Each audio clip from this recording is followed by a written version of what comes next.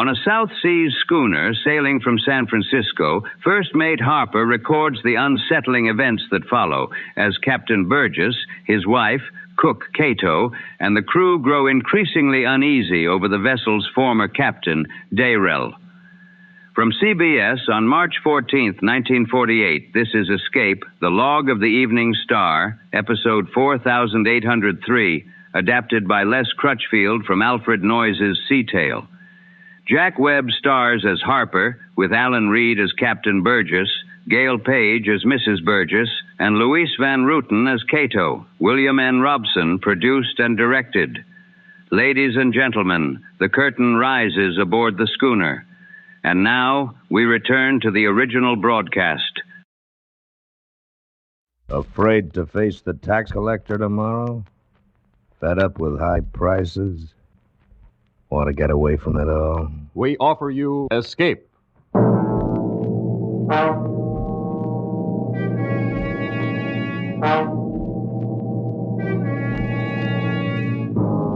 You have shipped aboard a South Sea schooner with a ghost of its dead captain in command.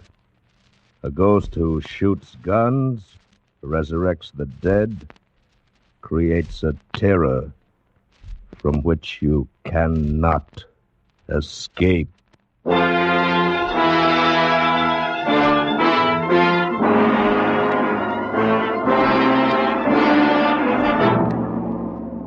Escape, produced and directed by William N. Robson, and designed to free you from the four walls of today for a half hour of high adventure.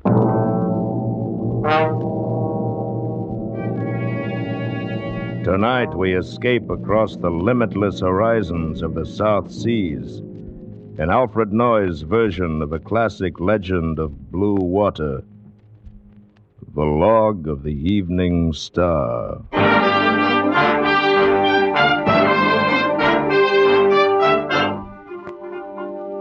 Tahiti, French Oceania, June the 19th. The sailing schooner Evening Star, reported missing since the 1st of April, today was discovered 100 miles west of here, drifting about in a dead calm, with all sails set, but not a soul on board.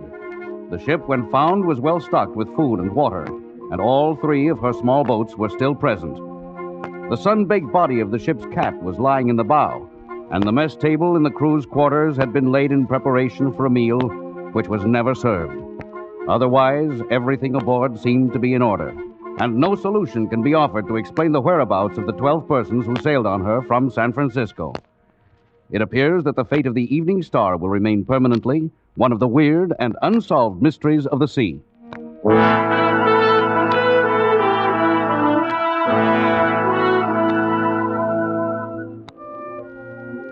My name is Harper.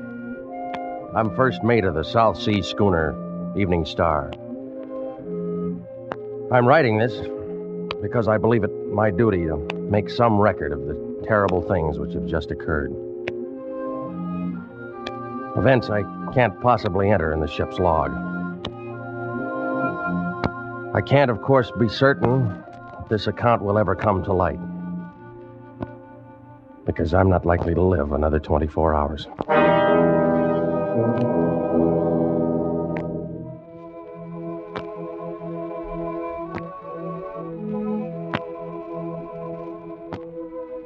I guess I should have been able to see it 3 weeks ago, on the day we sailed from San Francisco. But I didn't. I remember I was standing on the deck of the Evening Star, talking to Kato, the cook, while we waited for Captain Burgess to come aboard. We were due to sail in a half hour. Where you think we go on this trip, Mr. Harper? Oh, I don't know, Kato. Marquesas first, then Tahiti, maybe on Australia. It's good to report. It's better on open sea. You said it. Will seem very strange this trip without Captain Dayrell. Yeah. We'd had the same gang together for over 2 years. Some Kanakas, and the crew, you and I and Burgess. Dayrell. Hard to believe he's been dead 4 months now, isn't it? Yes. Captain Dayrell was proud man. Was good captain. Mm-hmm. It's too bad he died. Yeah. Well, Burgess will make a good skipper, too. He was all right as first mate. Why he no come on board yet? Captain Burgess? Hmm. Well, I don't know. Just can't bear to leave that new bride of his, I guess. You have seen her, Mr. Harper? You know her, maybe? No, I haven't. He's been staying down the coast somewhere ever since he got married a couple weeks ago.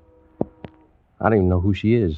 New wife, new command. Who is Rocky Man? Kato, I got a strong hunch you're a sentimentalist down underneath. Oh, it's possible, Mr. Harper. It has been said... Hey, Kato, there's Burgess now, coming down the pier. Oh, is somebody with him, too? Yeah. Guess she's come down to see him off, huh? At least we'll get a chance. No, that's Mrs. Dayrell. Yeah, maybe she go on ship, too, just like old time. No. She wouldn't want to sail on the ship her husband died on. I wonder... No. Mr. Harper, look. 3 birds fly around the mast. Yeah.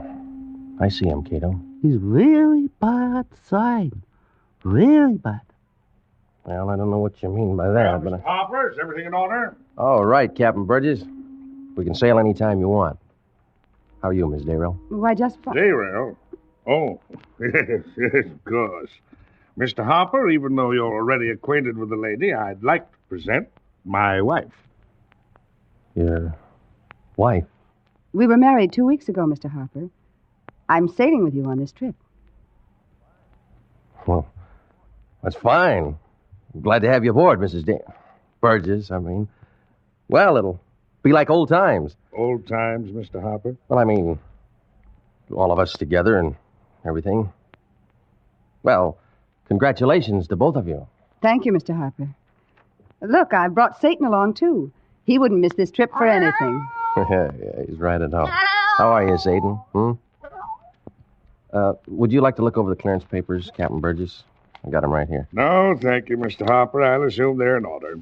We'll sail as soon as as soon as my wife's trunk comes aboard. Yes, sir. I'll be in the cabin if you want anything. Cato, would you take Satan and give him something to eat? I think he's hungry. Yes, Missy. I'll take him right now. Come on, Kitty. We go find something to eat. Well, Mr. Harper, we're all together again. That's right, Miss Burgess. We've even got Satan on board. Yes. All of us, except my husband. Your husband is down in the cabin, Mrs. Burgess. You mean we're all here except Captain Dayrell?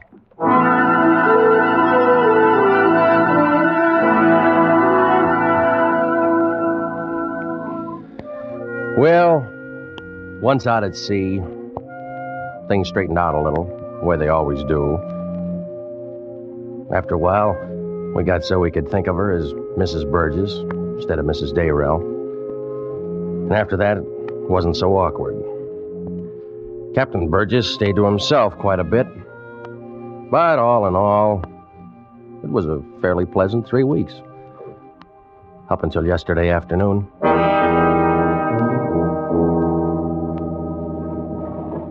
I was standing in the bow, smoking, watching a school of dolphins skip out of the water, when Mrs. Burgess came up behind me. Mr. Harper, I wonder if I could speak to you a moment. Of course, Miss Burgess. I'm terribly frightened. You're frightened? What about? Is he around anywhere? Is who around? My husband. I don't want him to hear me. What? Now, Mrs. Burgess, I can't listen No, to that. please. You're the only one I can turn to. We're all in terrible danger, you know. Danger? What are you talking about? Mr. Harper, do you have any reason to think my husband may be not quite himself? Not quite himself?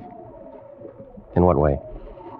Do you think he may be insane? Of course not. Yes, but you don't understand. I understand one thing, Mrs. Burgess. I'd better get back to my duties. I quite agree with you, Mr. Harper. Captain Burgess. I believe you really should stay in the cabin, my dear. It's far too windy for you up here in the bow. Yes. I was just going. I'm going right now. She has a rather delicate throat, Mr. Harper. Catches cold easily. Used to be a singer, you know. Yes, sir, I know. Oh, yes. Yes, of course you do. Well, don't pay too much attention to anything my wife might say, Mr. Harper. She's upset. Just don't pay any attention to her. Something was wrong, all right. No question of that. But I couldn't figure what. I couldn't think of any terrible danger. It seemed more likely it was Mrs. Burgess who was not quite herself. Well, anyway, the whole business didn't make much sense, so I shrugged it off and forgot about it. For a couple of hours.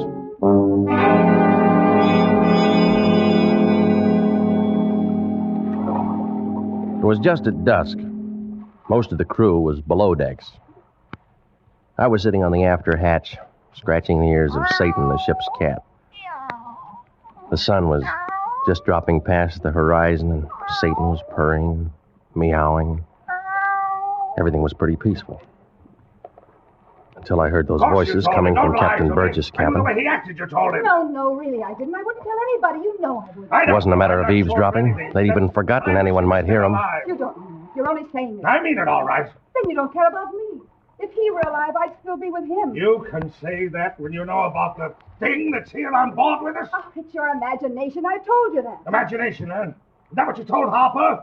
Is it? No. Don't! Answer me! Let go. Look out, Satan. This is what he wants me to do. No. Captain Burgess. Captain Burgess. Yes, Mr. Harper. What is it? I wondered if you wanted Kato to bring your dinner here to the cabin, sir. No, Mr. Harper. I'll eat at the wheel. Yes, Going aft now. Tell him to bring it up right away. All right, Captain Burgess. Mr. Harper, listen carefully. You've got to help me. All right. How? Meet me on the afterdeck as soon as it's dark, in an hour if I can get away from him. Did you want something else, Mr. Harper? No, sir. Nothing else, Captain. And suppose you go about your duties. But your wife, sir. Doesn't she want something to eat? She does not, Mr. Harper. She's indisposed. She does not wish to be disturbed. Is that perfectly clear?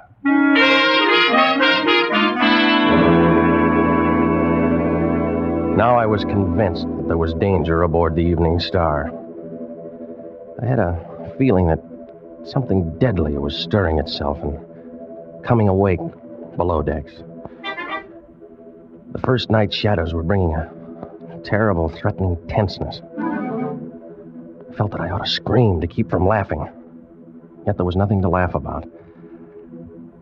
I was quite certain that if I hadn't knocked on that door, Captain Burgess would have killed his wife. But why? Well, I hadn't found any sensible answer by the time Kato brought a tray of food to my cabin. Good evening, Mr. Harper. Oh. Put it there on the chart table, will you? Thank you, Mr. Harper. How's it look on deck, Kato? Oh, that... I do not understand you, Mr. Harper. I mean... Well, is it dark yet? Oh, it's get dark soon, I think. And I think, too, tonight is not good night. What do you mean by that? Is something bad on board ship, Mr. Harper. I no understand what. I no see it. I no hear it. But inside, I sense it all the time grow bigger. Well, that's your imagination, Kato. Is imagination bother you too, Mr. Harper? This morning, 3 birds fly over ship together. All day I burn much incense. Again, tonight, 3 birds fly over ship together. Well, what about it? Is a sign of death, Mr. Harper. Tonight on this ship, somebody die. You like something else, maybe? No. No, Kato, that's all. Thank you, Mr. Harper. Good night, please. So, I wasn't the only one on board who was feeling something was wrong. I wondered if Kato knew any more of what was back of it than I did. You couldn't tell by looking at him. He could be busting with joy or scared half to death. And that face of his would never show either one. Anyway, 10 minutes later, I was out on the dark fantail, watching the moon cast shadows from the rigging. After a while, I heard her calling my name. Mr. Harper! Mr. Harper! Here I am, Miss Burgess. Oh, thank heaven. Where's the captain? I don't know. He didn't come back to the cabin. All right. Now, suppose you tell me what it's all about and talk fast. I don't know what it's about, Mr. Harper. Not really. I only know that my husband has gone insane. Now, you told me that earlier. What makes you think so? Oh, he tried to kill me. Yes, I know. Why? Because of last night. He came into my cabin and woke me up. He was trembling, white as a sheet. But why? He said he'd just seen Captain Dayrell on deck. Dayrell, but he's... Yes, he died 4 months ago. I told him he imagined it. But he keeps talking about it. He says Captain Dayrell has come back to punish us. Punish you? For what? Well, for not waiting longer to get married. Oh, you've got to do something. Well, if I use force, Mrs. Burgess, it's the same as mutiny. Yes, but he's insane. He may do anything. Yes, you're right there. I don't know, but what... Wait. There by the mast. Look. It's Dayrell. No. Oh, no. There wasn't any doubt about it. The moonlight behind him threw his shadow toward us on the deck. And he had on that tall, peaked cap and the white muffler he'd always worn when he was alive. He didn't move, didn't say anything. Just stood there, looking at us. No, please. Miss Burgess! No! Before I could stop her, Miss Burgess turned and ran for the rail and jumped overboard. One of the Kanakas saw her, grabbed a life preserver, and went in after her. I ran to the longboat hanging in the davits of the port rail. What happened, Mr. Harper? I don't know. Let's get this boat in the water. Mrs. Burgess is overboard along with one of the boys. Did you see anything on deck? What I see, I don't believe. All right, come on, move. Here, take the oars. Schooner's not got much steerage way, so they shouldn't be far astern. Come on, come on. Hey, somebody's shooting on deck. All right, never mind. Keep rowing, will you? We'll find out about it later. We've got to pick up those two before they go under.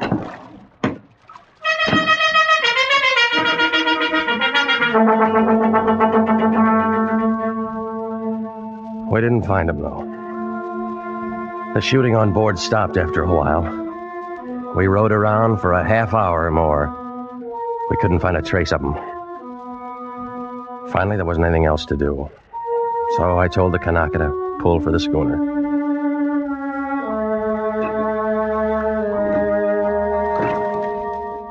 We were about 10 yards away from the side when... Hey, Mr. Harper, look!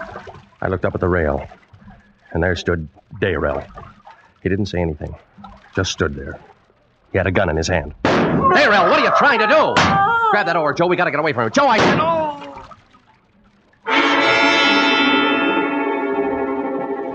We were drifting away from the side of the schooner. I felt a sharp pain in my shoulder where the bullet had hit. But the Kanaka was worse off. Blood was running down over his face from a hole in the center of his forehead.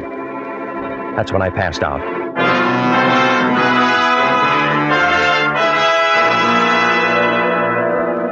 When I came to, it was broad daylight. The boat was I was lying and was bumping up against the side of the schooner. And Captain Burgess was calling down to me from the rail. Mr. Harper, are you alive? I'm all right, Captain Burgess. It's been a horrible night, Mr. Harper. But it's all right now. Can you help me aboard, sir? Yes. Can you lift up your arms? Yes, sir. Here. Easy now. Kato, give me a hand here. Careful now. All right. There. It's a pretty bad wound. I'm kind of weak. Guess I lost a lot of blood. Sorry about your wife, sir. We couldn't find her. I know. There's only 3 of us left alive on board now, Mr. Harper. You and I and Kato here. What happened?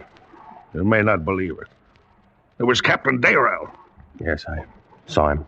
Got a hold of the ship's guns and killed the whole crew. Locked me in the cabin while he did. But he's dead, Captain Burgess. We buried him at sea 4 months ago. No matter. He's come back now, Mr. Harper. It's his ship, the Evening Star is, and he wants it. No, it's not possible. The man is dead. That's what his wife... my wife said when I told her I'd seen him. Said I was crazy. I think she knows better now. Maybe we could search the ship. Kato and I went through it at daylight this morning. We found nothing. Well, there has to be some explanation. There is. The wicked shall be punished for their sins. What do you mean by that? Nothing, Mr. Harper. Nothing at all. Well, I was his friend. Always thought a lot of Captain Dayrell. You know that, don't you, Mr. Harper?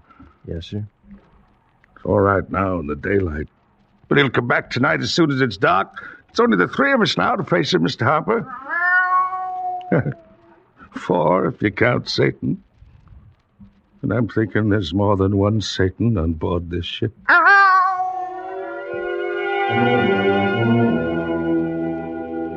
They helped me to the bunk in my cabin and left me there. That was about noon today. I could tell by the look on Captain Burgess' face that, well, it was pretty certain I wasn't going to live. That's why I decided to write this account. Try to set down everything that happened. In a way, this is the real log of the Evening Star, even if it doesn't make much sense. Anyway, right after sundown, Kato brought me in a tray of food. How you feel now, Mr. Harper? Oh, I guess not too bad, Kato. You like something to eat, maybe? Later, maybe. You can leave it there, huh? It's better you eat now. Later, I think we all dead. Has anything happened yet? It's not dark yet. When it's dark, then he come. Yeah. Where's Captain Burgess? I no see him. He's hide somewhere, I think. Kato, all those who were killed last night, what happened to their bodies? He's buried in sea. This morning I helped Captain Burgess. You like something else, maybe? No thanks, Kato. Then I go burn much incense, make peace with many gods. For last time now, I think. Goodbye, Prince. I lit the lamp over the bunk, and I lay there for a long time. I don't know how long. I didn't know where Captain Burgess and Kato were, or what they were doing. I kept waiting to hear the sound of shooting. Kept lying there, dreading it. And then gradually, I began to realize that somebody was singing on board, way off. And I knew that voice. I'd heard it somewhere before, singing the same song. It was Mrs. Burgess.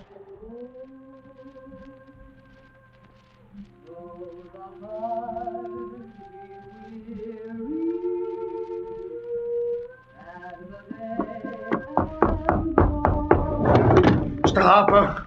Mr. Harper, do you hear it? I hear it, Captain Burgess. What in the name of heaven's going on? It's her. She's come back, too. She's in there with him now in the cabin. Oh, that's impossible. She drowned last night. She's dead. They're both dead, but they've come back. They're in the cabin now, and she's singing for him. She never sang for me, Mr. Harper, but now she's singing for him.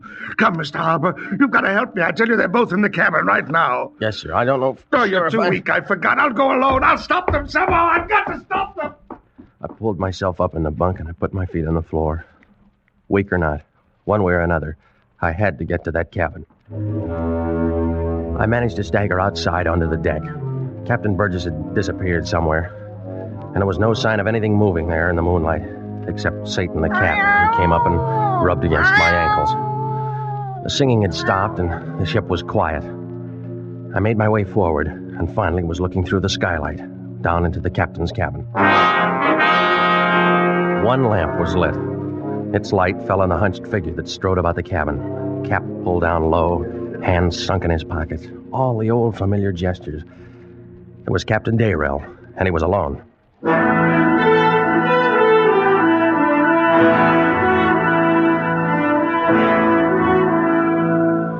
I crouched there by the skylight, shivering from the night wind and from the terror inside of me, watching that awful figure. After a while, it walked over and stood beside the phonograph. Then I realized where that voice had come from. Dayrell had always been crazy about his wife singing, and he'd made a lot of records of her voice. He was playing one of them now.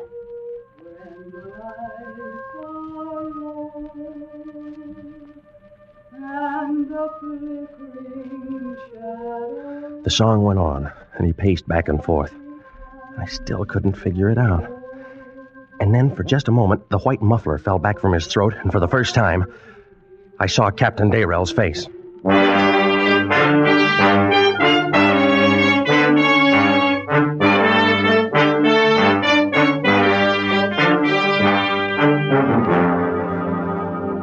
I'm not sure how I managed to stumble back here to my cabin. I'm writing this now just as rapidly as I can. I may be interrupted at any minute.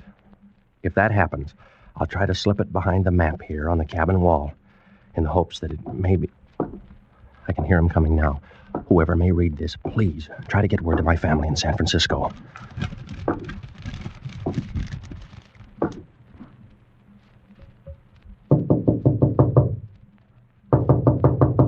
Yes? Come in. I thought you might be asleep, Mr. Harper. How could anybody sleep, Captain Burgess, as long as Dayrell's loose on board? Yes, that's true, Mr. Harper. Should have seen him down there in the cabin. And her, too. He was walking up and down as proud as ever. And she was singing for him, just like she used to. You should have seen him. I did see him. He never sang for me like that, not it.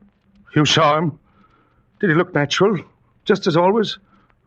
Captain Burgess, it was you I saw, dressed up in Dayrell's clothes that were stored in the sea chest there in the cabin. Oh, no, Mr. Harper, you're mistaken. It was his spirit come back to punish us. It was you all the time, you who fired those shots last night. You're insane. That's what she said, too. That's because he told her. Because it's the truth. Now he's been talking to you. He's talked to nobody. He's dead. And you've never seen him except in your own guilty conscience.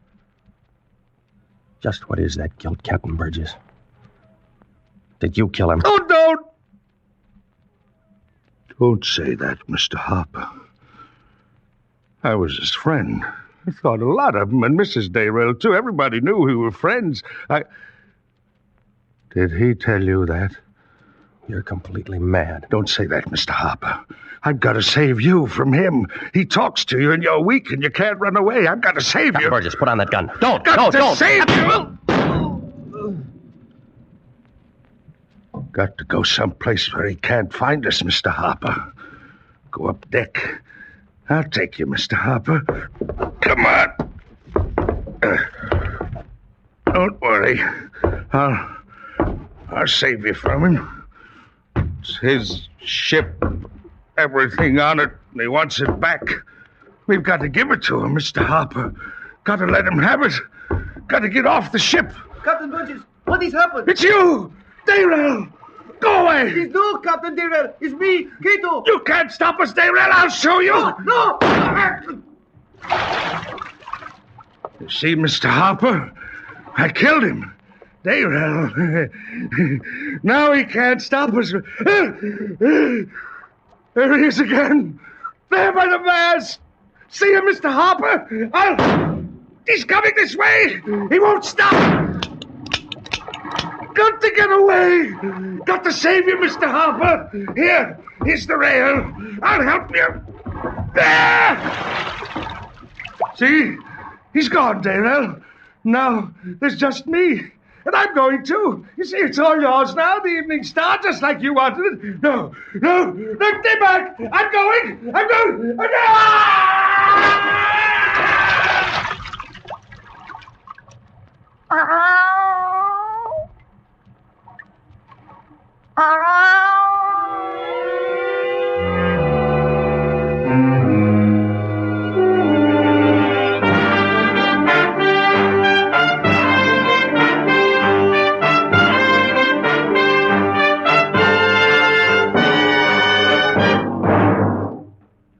Escape is produced and directed by William N. Robson, and tonight brought you The Log of the Evening Star by Alfred Noyes.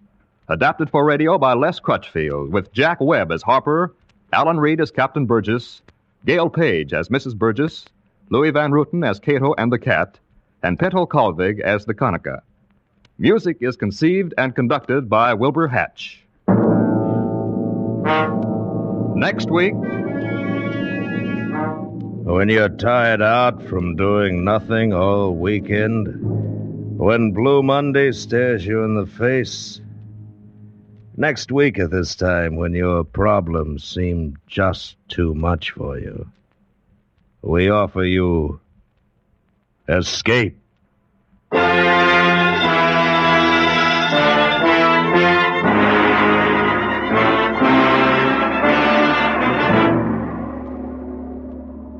Next week, we bring you another exciting story of high adventure. Good night, then, until this same time next week, when once again we offer you Escape.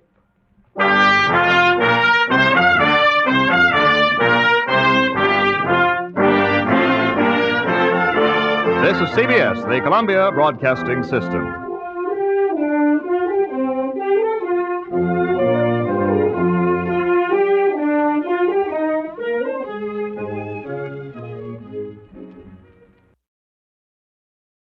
That was CBS's Escape, the log of the Evening Star from 1948. Follow Escape for more classic broadcasts.